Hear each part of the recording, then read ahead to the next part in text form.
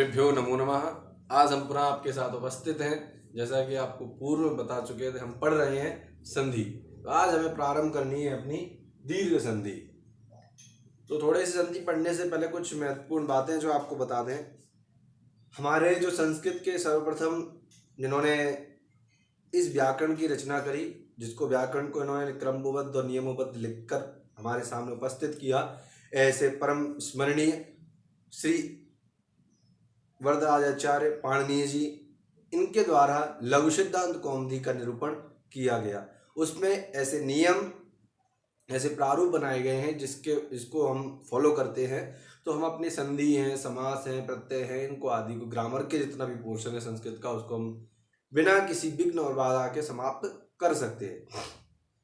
कहीं कोई किसी भी परिभाषा का कोई भी शब्द किसी भी परिभाषा में टच नहीं करना। ये सब जो नियम बनाए गए, जैसे हम कह सकते हैं कि जैसे भारतीय संविधान है, तो संविधान में जो लिख दिया गया है धारा आदि के, वही केसेस के ऊपर चलाई जाती है। जैसे कोई केस हो गया तो धारा जो लगाई गई है, बनाई गई है संविधान में, उसी के अनुरूप यहाँ पर हम कार्य करते। उसी प्रकार संस्कृत में भी एक तरीके से संविधान है ये पाणिनि अष्टाध्यायी या लघु सिद्धांत कौमुदी या रचना अनुवाद कौमुदी, सिद्धांत कौमुदी, ये सब क्या है, कह सकते हैं अपन क्या संविधान है। इसमें जो भी कुछ कह दिया गया है वो निरूपण हो गया, मतलब हो गया।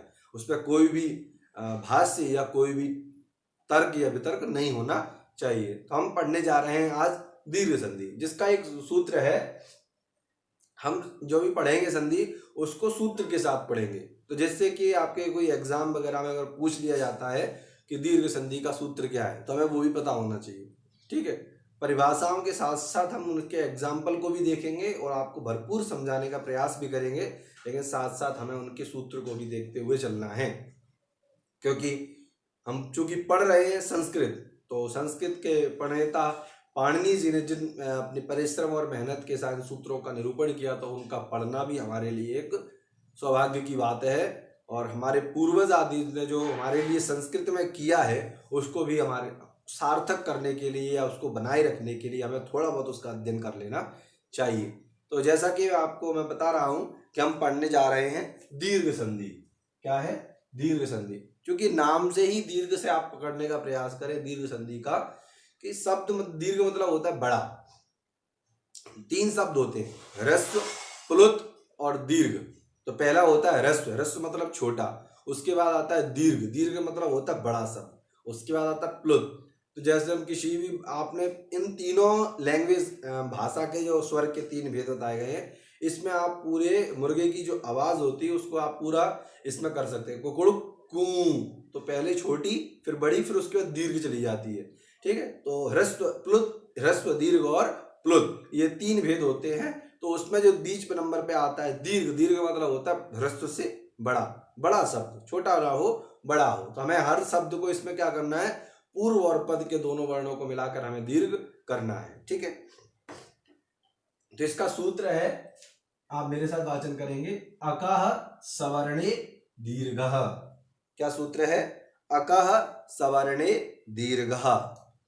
अक अर्थात अ, ई, उ, रिल, री, ये 4 वर्ड बताते हैं। अक, अक को क्रम से क्या होता है, अका सवर्णे, सवर्ण हो। वर्ण मतलब ये जो 4 जो वर्ण आपको बताए जा रहे हैं, यही 4 वर्ण सवर्ण हो। सवर्ण मतलब वर्ण के युक्त, कहां पर हो? पूर्व पद और उत्तर पद दोनों में। सवर्ण वर्ण के सहित। कौन से वर्ण के सहित? तो अक, अक रूपी वर्ण। अक में कितने वर्ण आते हैं? 4, अ, ई, उ, रिल, री।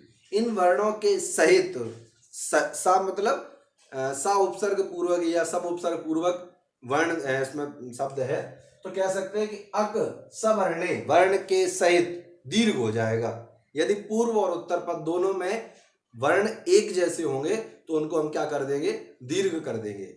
अब आते हैं इसकी परिभाषा पे। सूत्र आपको समझ में आया क्या होगा? कहते हैं यदि पूर्व पद और उत्तर पद में समान क्या हो, अक हो। पहले ध्यान रखना, पूर्व पद और उत्तर पद, मैं अपनी फर्स्ट वीडियो में आपको बता चुका हूं पूर्व पद और उत्तर पद के बारे में। आई होप आपने वो देखा होगा। तो पूर्व पद और उत्तर पद का अर्थ होता है, पूर्व मतलब प्लस के पहले और उत्तर पद मतलब प्लस के बाद। ठीक, प्लस के इधर जो होगा वो पूर्व पद कहलाएगा, प्लस के जो उधर होगा वो उत्तर पद कहलाएगा। पूर्व पद और उत्तर। पूर्व मतलब चूंकि नाम से ही आप समझने का प्रयास करें, पूर्व मतलब पहले और उत्तर मतलब बाद। उत्तर हमेशा हम देखो, उत्तर फॉर आंसर, आंसर कब देती है? जब प्रश्न होता है। तो प्रश्न क्या पहले होता है, उत्तर बाद में होता है। आइए इससे भी आप समझने का उत्तर से प्रयास करेंगे कि उत्तर फॉर बाद में, पूर्व मतलब पहले, है ना। पूर्व फॉर, आप पूर्व को कैसे समझेंगे? जैसे पूर्व दिशा है तो सबसे पहली दिशा कौन सी है? पूर्व दिशा है, ठीक है। उत्तर फॉर बाद में, जैसे प्रश्न होने के बाद उत्तर दिया जाता है तो उत्तर मतलब बाद में। क्लियर? तो यदि पूर्व पद और उत्तर पद में समान, है ना, क्या शब्द कहता है? समान, अलग नहीं हो कि पहले आ हो तो उधर ई हो, नहीं, इधर आ है तो उधर ऊ हो, इधर चा है तो उधर की हो, ऐसा नहीं चलेगा। समान, कौन से समान हो? अक हो।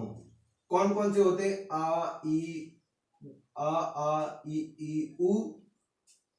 ऊ री और री, ठीक है। ये वैसे तो यहाँ पर हमने स्वर और दीर्घ, सॉरी, ह्रस्व और दीर्घ को अलग अलग करके लिखा है, लेकिन पाणिनि के अकॉर्डिंग ऐसे नहीं लिखा जाता। पाणिनि जी ने बहुत शब्दों का संक्षिप्रण किया है, तो उन्होंने सीधा लिख दिया आ ई उ री। ये 4 वर्ड उन्होंने लिख दिए, आ ई उ री, ठीक है। आपको दिख नहीं रहा होगा, मैं दोबारा से लिख देता हूं ऐसे करके। उन्होंने, पाणिनि जी ने बहुत प्रयास किया कि कम से कम शब्दों में ज्यादा बात कहने का प्रयास किया है। जैसे अक बराबर यहाँ क्या होता है? अक चूंकि एक प्रत्याहार है, तो इसमें कौन कौन से वर्ड आते हैं? अ ई उ री और लिरी, ये 5 वर्ड अक प्रत्याहार में आते हैं। अब लिरी का योग अपवाद मिलता है, लिरी के एग्जाम्पल आपको देखने को बहुत कम मिलते हैं, लेकिन इन 4 के एग्जाम्पल आपको देखने को मिलेंगे। तो परिभाषा में ये 4 वर्ड ही आपको निर्धारित किए गए हैं। तो अक फॉर आ ई उ री, ठीक है। अब चूंकि ये इसलिए कहा क्योंकि एक हमने ह्रस्व कह दिया, तो दीर्घ का बोध आपको स्वतः ही हो जाना चाहिए। हम बार बार सब शब्दों को अलग अलग करके लिखेंगे तो हमारे पास शब्द ज्यादा हो जाएंगे। तो पाणिनि जी का सूत्र है, सीधा सा उनका एक अच्छा सूत्र है, कम से कम शब्दों में ज्यादा से ज्यादा। जैसे आपने हिंदी में कहावत सुनी होगी, गागर में सागर, वो है पाणिनि जी की अष्टाध्यायी या पाणिनि जी की लघु सिद्धांत कौमुदी। या व्याकरण, संस्कृत व्याकरण है गागर में सागर, कम शब्दों में ज्यादा बात कहना। अब देखो, पाणिनि जी ने इतनी बड़ी परिभाषा नहीं लिखी 3 लाइन 4 लाइन की, उन्होंने एक सूत्र कह दिया, अका सवर्णे दीर्घा। अक रूपी सवर्ण शब्द यदि पूर्व और उत्तर में होंगे तो उनको दीर्घ हो जाएगा, बात खत्म। उन्होंने इतनी बड़ी बात नहीं कही कि पूर्व पद में आ ई उ री हो और उत्तर पद में आ ई उ री हो तो दोनों को मिलाकर दीर्घ एकादेश होगा। इतना बड़ी बात कहने की जरूरत ही नहीं पड़ी उनको, उन्होंने सीधी सी बात कही, अका सवर्णी दीर्घा। अकों को यदि सवर्ण होंगे पूर्व और पर में तो उनको हम दीर्घ कर देंगे। आई होप आप समझ पा रहे होंगे। तो कहती है यदि पूर्व पद और उत्तर पद में समान क्या हो? अक हो, कुछ और वर्ड नहीं मांगे, अक। अक में ये 4 वर्ड आते हैं, आपको मैं बता चुका हूं। आ ई उ री वर्ण हो तो पूर्व पद के अंतिम अक, अब देखो अक फॉर अक जो वर्ण है वो पूर्व में भी होगा उत्तर में भी होगा, तो पूर्व का कौन सा अक लिया जाए और उत्तर में कौन सा अक लिया जाए? तो वो बता रहे हैं कि पूर्व पद में अंतिम, पूर्व पद का अंतिम वर्ण, अंतिम क्या हो? अक वर्ण हो, और उत्तर पद के प्रथम क्या अक वर्ण हो, को मिलाकर दीर्घ आदेश हो जाता है। क्या आदेश हो जाता है? दीर्घ आदेश हो जाता है। मैं एक साइड में हो जाता हूं, आप स्क्रीनशॉट लेना चाहें तो ले सकते हैं, या आप उस करके वीडियो को परिभाषा लिख भी सकते हैं। आप लिख लोगे ज्यादा बेटर होगा, जिससे कि आपको हमेशा, देखो परिभाषा यदि दिमाग में क्लियर होगी ना तो आपके सामने जैसे ही एग्जाम्पल आएगा आपको दिक्कत नहीं होगी। और जब आपके सामने परिभाषा ही आपको क्लियर नहीं होगी तो आपको डेफिनेटली कि दिक्कत आनी ही आनी है। क्योंकि मुझे देखो, मुझे मोबाइल चलाना नहीं आता तो मेरे लिए मोबाइल दिक्कत है, अगर चलाना आ जाएगा तो कोई दिक्कत नहीं। तो वही जब आप किसी भी समस्या का सामना करते समय उससे अगर उसकी आप रूल्स और उसके क्रियाकलापों को नहीं जानते हैं तो आपको हमेशा दिक्कत उसमें आनी है।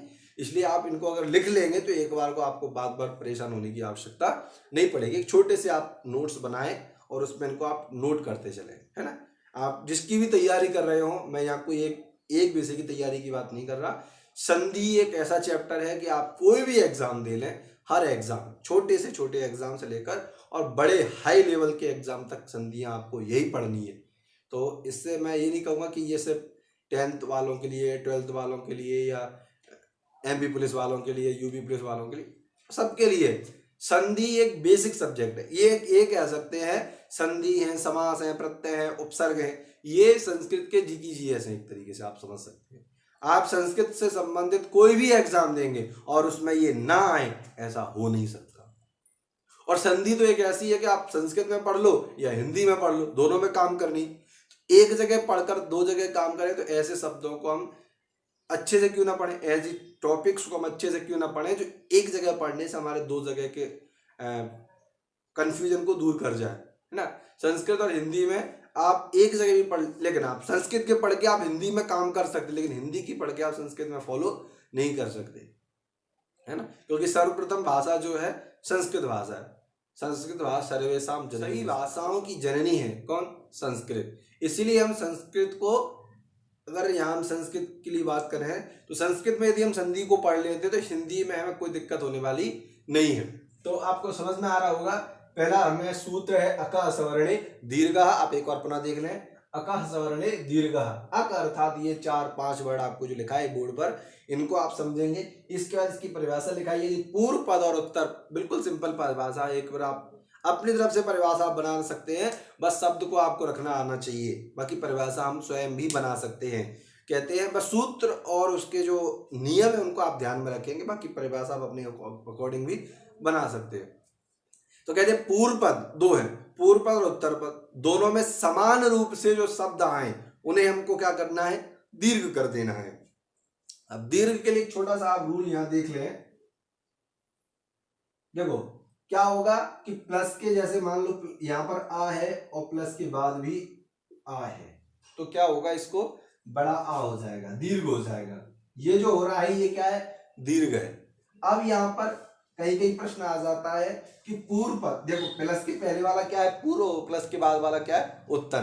तो कहीं कहीं क्या होता है, प्लस के पहले दीर्घ हो जाता वर्ड और इसके बाद ह्रस्व हो जाता है, तो बराबर में क्या होगा? दीर्घ ही होगा। ठीक है ना। आप कभी भी कंफ्यूजन ना हो कि सर ने तो बताया था कि ह्रस्व ह्रस्व मिलकर दीर्घ होते हैं, लेकिन यहां तो एक दीर्घ एक ह्रस्व आ गया, तो अब क्या करें? तब भी वो दीर्घ ही होगा। ठीक है। फिर कहते हैं यदि कभी कभी यहाँ ह्रस्व हो और यहाँ दीर्घ हो तो भी क्या होगा? तब भी भैया दीर्घ ही होगा। ठीक है। और कभी कभी क्या होता है, दोनों जगह दीर्घ हो जाए, तो जैसे कुछ एक एग्जांपल ऐसे आते हैं आपको बताऊंगा जिसमें दोनों ही वर्ड दीर्घ होते हैं, तो वहां क्या करें? तो वहां पर भी भैया आपको दीर्घ ही करना पड़ेगा कुछ और, क्योंकि हम पढ़ ही रहे हैं दीर्घ संधि, हमें बड़ा करना है, बड़ा मिल रहा है तो दोनों को मिला के हम फिर भी बड़ा ही करना है, क्योंकि हम क्या पढ़ रहे हैं? दीर्घ संधि पढ़ रहे हैं। क्या पढ़ रहे हैं? दीर्घ संधि पढ़ रहे हैं। तो दीर्घ संधि में जो भी होंगे वो शब्द कैसे होंगे? दीर्घ ही होंगे। ऐसे ही जैसे मैंने आपको आ का बताया, ऐसे आप ई उ री का भी समझ सकते हैं। क्लियर? आप ई उ री का भी इसी प्रकार समझ लेंगे जैसे मैंने आपको आ का बताया। अब आपको समझ में आ गया होगा दीर्घ संधि की परिभाषा, उसका सूत्र और किस तरीके से इसमें वर्ण कार्य करेंगे, ये भी आपको समझ में आ गया होगा। अब हम चलते हैं इस वीडियो के दूसरे पार्ट पर, जहां हम इनके एग्जाम्पल को देखेंगे। इनमें हम इनके आपके चारों एग्जाम्पलों को आपको बताते हैं। संधि की, दीर्घ संधि की परिभाषा और उसके सूत्र को देखा, अब हम देखते हैं उसके एग्जाम्पल को, है ना। तो यहाँ पर आपको दिख रहा होगा बोर्ड पे मैंने दो पार्ट्स बनाए हैं। एक तरफ दीर्घ आ करने का नियम बनाएंगे और एक तरफ दीर्घ ई करने का नियम समझेंगे। तो जैसा कि आपको पहला एग्जाम्पल दिख रहा होगा, क्वापी। क्या शब्द है? क्वापी। तो पहले आप ये प्रयास करें कि शब्द को कहाँ से विभाजन किया जाए। तो दीर्घ संधि के लिए एक छोटी सी ट्रिक आप समझ लीजिए कि दीर्घ संधि को बीच में से विभाजन किया जाता है। कहाँ से? सेंटर पे से। शब्द का जो सेंटर होगा वहां से शब्द का विभाजन होगा। और दूसरी बात सबसे इंपॉर्टेंट ये है कि इस शब्द में आपको यदि शब्द पूरा मिल रहा है तो उसमें दीर्घ वर्ड आपको चॉइस करना है। ठीक है। क्या करना है? दीर्घ, क्योंकि इसका काम क्या है? दीर्घ करना। तो शब्द में क्या होगा? शब्द बड़ा ही होगा। अब देखो यहां पर इस संधि को यहां से नहीं तोड़ सकते इस ई से, क्योंकि ये पहले से ऑटोमेटिकली कैसी है? छोटी है। अब इसको दीर्घ कैसे करें? क्योंकि ये शब्द तो बना हुआ है ना, इसको हम दीर्घ नहीं कर सकते। लेकिन ये जो आ है, आप दिख रहा होगा प्लस के जस्ट नीचे, जो आ है ये बड़ा है, ये क्या है, बड़ा है। तो यहाँ से अगर इसको हम विभाजन करेंगे तो हमारा ये शब्द विभाजन सही हो जाएगा और इसका अर्थ भी बनकर तैयार होगा। तो पहले जब भी आप कभी इसका वो करके देखते हैं, संधि विच्छेद करते हैं, इसको हम कहते हैं संधियों का विच्छेदन। और जब भी आप विच्छेद करते हैं तो आपको ये ध्यान रखें कि शब्द का विच्छेद गलत ना हो, शब्द का विच्छेद गलत ना। यदि शब्द का विच्छेद गलत होगा तो वो संधि जब आप करोगे तो वो भी गलत हो जाएगी, ठीक है। और आप जैसे अपन क्या करते हैं, आपने मैथ्स में देखा है कि क्वेश्चन से पहले हम उसको सॉल्व करते हैं और उसका जो आंसर है उससे हम क्वेश्चन को दोबारा बनाकर ट्राई करते हैं, तो पता पड़ जाता है कि आपका आंसर सही है कि नहीं। जैसे आपने क्वेश्चन से आंसर निकाला, अब आंसर से आप क्वेश्चन की ओर जाओगे तो यदि आप सही हैं तो आपका आंसर क्वेश्चन भी सही आएगा, अगर यदि आपका आंसर गलत है तो आपका क्वेश्चन भी वो सही रिपीट नहीं होगा, ठीक। वही सेम पोजीशन इसमें है। आप मान लो ये क्वेश्चन है, इसके बाद आंसर निकल के आएगा, लास्ट में पहुंचोगे तो यही शब्द बनकर तैयार होगा। आप पुनः इसको फिर दोबारा से जब करके देखोगे तो गलत, अगर सही होगा तो आप ऑटोमेटिकली सही पहुंच जाओगे, यदि गलत होगा तो गलत हो जाओगे, ठीक। आइए हम ट्राई करते हैं। तो सबसे पहले क्या देखना है आपको कि सेंटर में से विभाजन देखना है, और सेंटर में से जैसे ही आप विभाजन देख लोगे फिर आपको विच्छेद करना है। तो देखना है आपको क्या विच्छेद करना है। विच्छेद करते समय आपको क्या करना है कि क्वा प्लस अपी, क्वा प्लस अपी। अब देखिए पूर्व पद में भी आ है और उत्तर पद में भी आ है। अब अपनी परिभाषा को आप रिवाइंड करिए। कहता अकार सवर्णी दीर्घा, अक आ ई उ री, इन चार वर्णों को यदि पूर्व पद और उत्तर पद दोनों में होंगे तो हम क्या होगा, इनके स्थान पर दीर्घ एक आदेश हो जाएगा। तो यहाँ पर दीर्घ आप देख रहे होंगे कि क्वा में भी आ है और अपी में भी आ है, दोनों जगह आ है, दोनों जगह आ है।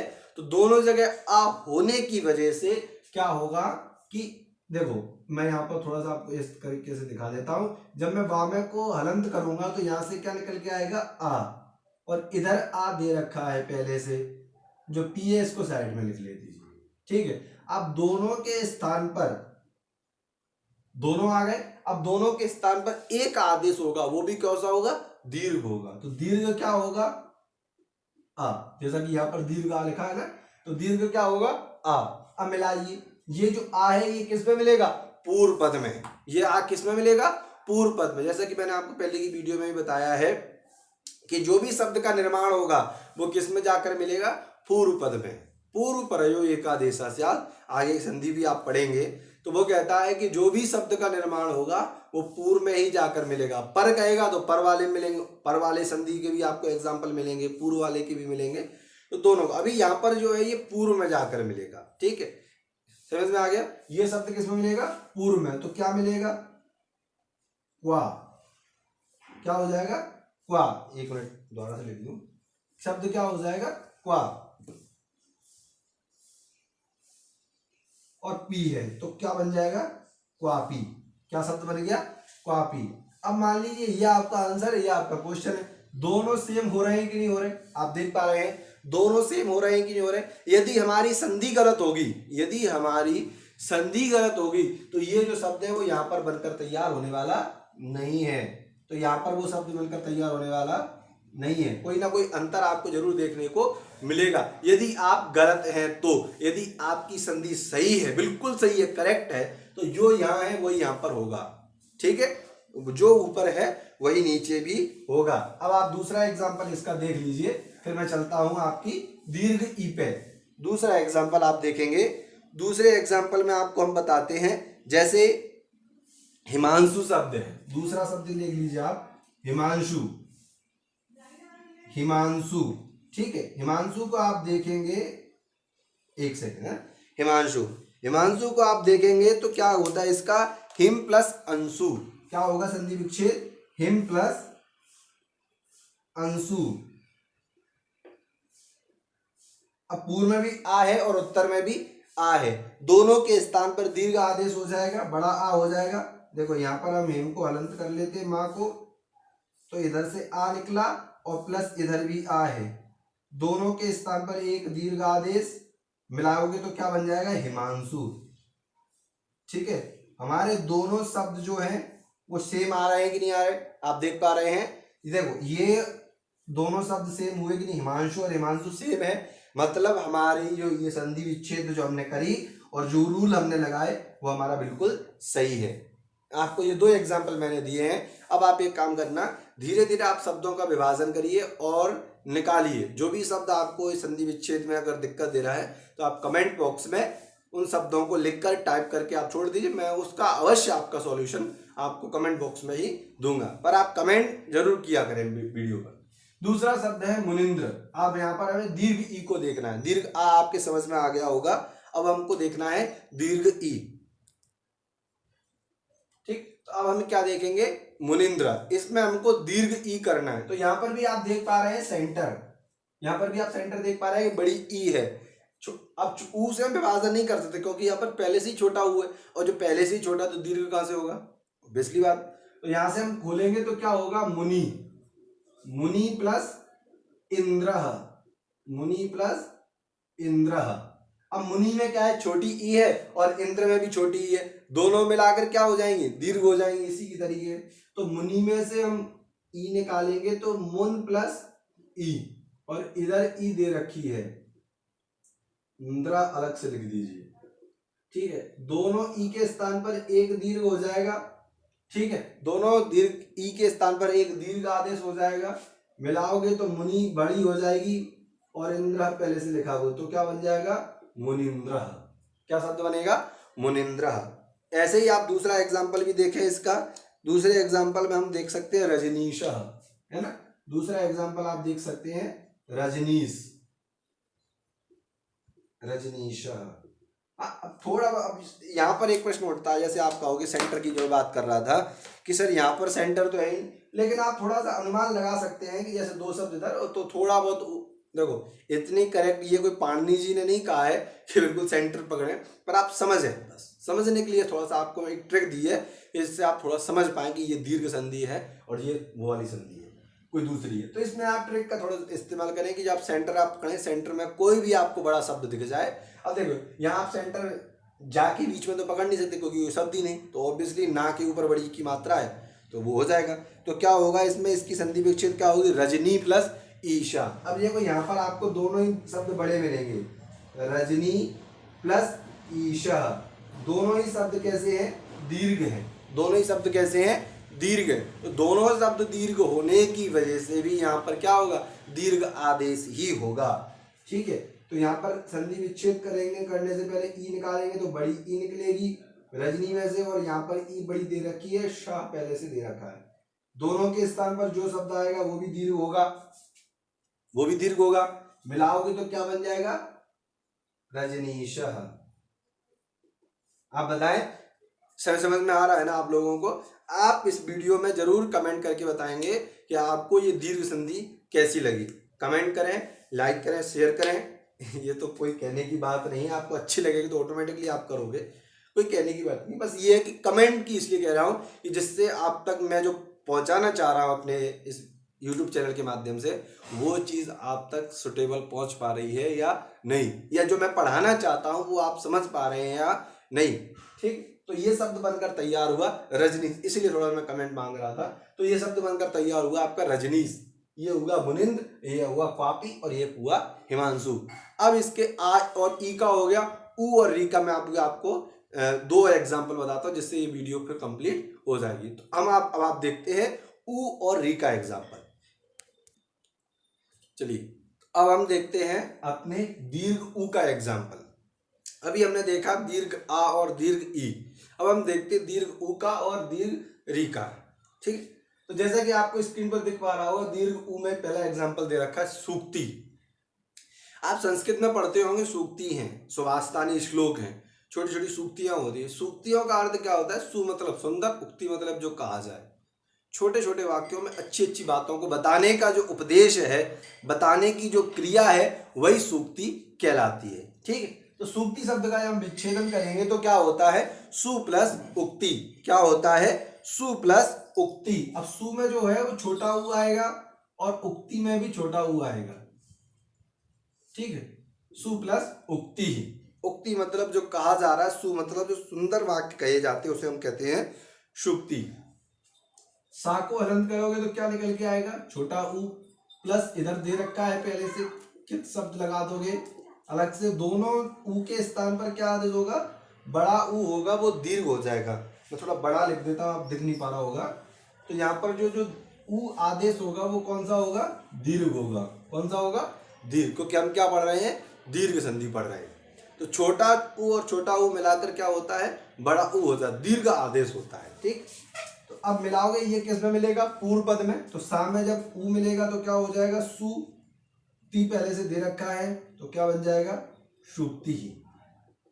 क्या बना, सुक्ति। अब आप ये देखिए, ये दोनों शब्द सेम है कि नहीं, ये दोनों शब्द सेम है कि नहीं, सेम है। तो सेम होने की वजह से क्या हो गया, हमारा जो सूक्ति शब्द का हमने विच्छेदन किया वो हमारा क्लियर हो गया। सूक्ति शब्द का जो हमने विच्छेदन किया वो हमारी संधि बिल्कुल क्लियर हुई। ठीक है, अब दूसरा एग्जाम्पल देखते हैं। दूसरा एग्जाम्पल में हम इसी को सूक्ति ऊ का ही एग्जाम्पल आपको और समझाते हैं, जिससे कि आपको कभी दिक्कत ना आए। जैसे हम दूसरा एग्जाम्पल ले लें, बधूत सभा। दूसरा एग्जाम्पल आप ले सकते हैं, बधूत सभा। दूसरा एग्जाम्पल है बधूत सभा। तो बधूत सभा को जब हम विच्छेद करेंगे तो क्या होगा, बधू प्लस उत्सव। क्या होगा, बधू प्लस उत्सव, बधू प्लस उत्सव हो गया, बधू प्लस उत्सव हो गया। तो अब बधू में देख, आप यहाँ पर देख रहे हैं, एक तरफ बड़ा है और एक तरफ छोटा हुआ है। तो हम ये देख, कहने का मतलब ये था भी, थोड़ी देर पहले मैंने आपको बताया था कि छोटा ऊ और बड़ा ऊ बराबर बड़ा ही ऊ होगा। तो यहाँ पर भी पूर्व में बड़ा ऊ है और उत्तर पद में छोटा ऊ है, तो मिलाकर बड़ा ही होगा। यहाँ से हम बध को खोलेंगे तो बड़ा ऊ निकल के आएगा, सॉरी चंपनाम, यहाँ पर कौन सा निकल के आएगा, बड़ा ऊ निकल के आएगा। और इधर छोटा दे रखा है पहले से, सवा अलग से लिख देंगे। तो आ छोटा और बड़ा, बड़ा ऊ और छोटा ऊ मिलाकर क्या होगा, बड़ा ही होगा। तो मिलाओगे तो क्या बन जाएगा, बधूत सभा। क्या बन जाएगा, बधूत सभा। इसको हम सही से लिख देते हैं, ये देख पा रहे होंगे आप, शब्द क्या लिखा है, बधूत सभा। आई होप आपको समझ में आ रहा होगा। अगर आपको ये लगता है कि थोड़ा जल्दी पढ़ा रहा हूँ तो आप जरूर कमेंट करके बताएं कि थोड़ा सा आप जैसा भी आप अपनी राय देना चाहें। ठीक है, मैं कोशिश करूंगा और थोड़ा धीरे पढ़ाने की। अब चलते हैं हम दीर्घ संधि, जिसमें हमें क्या देखना है, दीर्घ ई को देखना है। किसको, री को, री फॉर ऋषि। इसको हमें देखना है दीर्घ कैसे होगा। तो आप जब भी देखें, देखो छोटी ही हमने देखा कि आपको ऐसे लगा देते हैं, और बड़ी ई लिखने के लिए हम क्या करते हैं, एक के नीचे एक और लगा देते हैं। ठीक है, ये तो इस तरीके से लगते हैं। शब्द में क्या होता है, एक तो ऐसे लग जाती है और एक इस तरीके से लग जाती है। देखो आप यहाँ पर देख पा रहे होंगे, डबल राउंड लगा हुआ है। ठीक है, तो ये क्या होता है, दीर्घ होती है। इस तरीके की जो री हो जाती है वो दीर्घ कहलाती है। इस शब्द का जब उदाहरण संधि विच्छेद करेंगे तो क्या होगा, मातृ प्लस ऋणम, मातृ प्लस ऋणम। तो क्या होगा, अब देखो दोनों तरफ री है, दोनों तरफ री है, तो मात प्लस, मात में से क्या निकलेगी, री निकलेगी, और प्लस के बाद जो री दे रखी है उसको भी हम ले लेते हैं और हम को अलग लिख देंगे। दोनों के स्थान पर एक आदेश होगा, जो आदेश होगा वो देखो एक तो इस तरीके से हो गया। अब आदेश दीर्घ हो रहा है, एक और लगा देंगे इस तरीके से। तो ये क्या हो गई, देख दोनों में आपको अंतर दिख रहा होगा, इसमें और इसमें। ये दीर्घ हो जाती है, ये ह्रस्व कहलाती है। ठीक है, अब आप मिलाओगे तो क्या बन जाएगा, मातृ। अब इसको देखो लगाना है तो आप एक तो ये लगा के एक ऐसे कर दीजिए, मातृ, सॉरी क्षमता थोड़ा सा इस तरीके से होगा। ठीक, यहाँ पर दीर्घ जो आदेश हुआ, अब यहाँ पर जब आप बनाओगे तो ता में आपको डबल री लगाना है, मातृणम। क्या बनेगा, मातृणम। ठीक, इसी तरीके से हम दूसरा एग्जांपल इसका और देखें, ई का, री का एक और देख लीजिए, जैसे पितृधि। दूसरा एग्जांपल है पितृधि, है ना। क्या शब्द है, पितृधि। पितृ में आप डबल री लगाएंगे, यहां पर भी, है ना, क्योंकि हमें दीर्घ संधि करना है। तो यहां पर भी क्या होगा, पितृधि हो जाएगा। तो इसकी संधि विच्छेद करोगे तो क्या होगा, पितृ प्लस रिद्धि, पितृ प्लस रिद्धि। ठीक, पितृ में क्या है, आपके री दे रखी है, इधर रिद्धि में पहले से री दे रखी है, दोनों को मिलाकर क्या होगा, दीर्घ एक आदेश होगा। दीर्घ जो होगा वो इस तरीके से हो जाएगा, और जब आप मिलाकर इधर बनाओगे तो क्या बन जाएगा आपका पितृधी। क्या बन जाएगा, पितृधी। ठीक है, अब आप इसी के साथ जो है हमने दीर्घ आ को देखा, दीर्घ ई को देखा, दीर्घ उ को देखा और दीर्घ री को देखा। इस तरीके से हमने दीर्घ संधि के चारों एग्जाम्पल को एक जगह देख लिया। चारों एग्जाम्पल को हमने क्या देख लिया, एक ही वीडियो में उसकी हमने परिभाषा सूत्र देख लिया, उसकी परिभाषा देख ली, उसके एग्जाम्पल को हमने देख लिया। ठीक, आप लेना चाहें तो स्क्रीनशॉट ले सकते हो, मैं साइड में हो रहा हूं।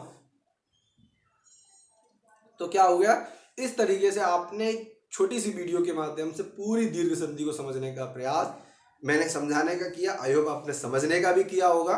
यदि आप थोड़ी सी मेहनत करेंगे तो आप कभी भी संधि के टॉपिक से कभी भी आपके नंबर कम होने वाले नहीं है। बस थोड़ी सी आप मेहनत करेंगे तो, यदि आप थोड़ी सी मेहनत कर लोगे तो कभी भी आपके गारंटी कह सकता हूं कि संधि में जो आपके माइनस कटते हैं, नंबर कटते हैं आपके शब्द के ऊपर, वो गलती आपके द्वारा होने वाली नहीं है, यदि आप थोड़ी सी मेहनत करेंगे। मेहनत क्या है, आप इन वीडियो को आपने देखी, अब आप अपनी बुक्स उठाइए, उसमें आपने जो भी दीर्घ संधि के एग्जाम्पल हैं, सूत्र हैं, शब्द हैं, उनको आप धीरे धीरे खोलने का प्रयास करिए। यदि आपको कोई भी दिक्कत, किसी भी शब्द में आपको कहीं भी दिक्कत आती है तो आप कमेंट बॉक्स में नीचे डालें और उसका आपको समाधान तत्काल मिलेगा। जब भी मैं आपके उस कमेंट्स को देखूंगा आपको तुरंत उसका समाधान मिल जाएगा। ठीक है, तो इस तरीके से हमने इस वीडियो में क्या देखा, दीर्घ संधि को संपूर्णतया समझने का प्रयास किया। आई होप आपको समझ में भी आ रहा होगा जो मैं समझाया। भगवान की ईश्वरी, देखो संस्कृत क्या है, एक देवीय भाषा है। इसको पढ़ते समय यदि आपके मन में थोड़ा सा भी ग्लानि या थोड़ी सी भी अगर आपको अपने शिक्षक के प्रति ऐसी भावना होगी कि यार ये तो पढ़ाते नहीं, आता ही नहीं, तो वहां से आप नहीं सीख सकते। क्योंकि भाषा, कह सकते हैं कि भाषा एक वह शब्द है जो अंतरात्मा से निकलती है और अंतरात्मा तक पहुंचने का प्रयास करती है, वही भाषा है। तो ठीक, इसी वीडियो में हमने आपको संधि की परिभाषा, संधि के आदि के बारे में बताया। अब नेक्स्ट वीडियो में जो, जैसा कि हम हर बार करते हैं, तो नेक्स्ट वीडियो में जो हमारा टॉपिक रहेगा वो नंबर 2 होगी, गुण संधि। कौन सी होगी, गुण संधि। जो नेक्स्ट वीडियो बनने वाली है उसमें हम पढ़ेंगे अपनी गुण संधि। गुण संधि को हम पढ़ेंगे। तो इसी के साथ, इन्हीं शब्दों के साथ आपसे विदा चाहते हैं। सर्वेभ्यो नमो नमः।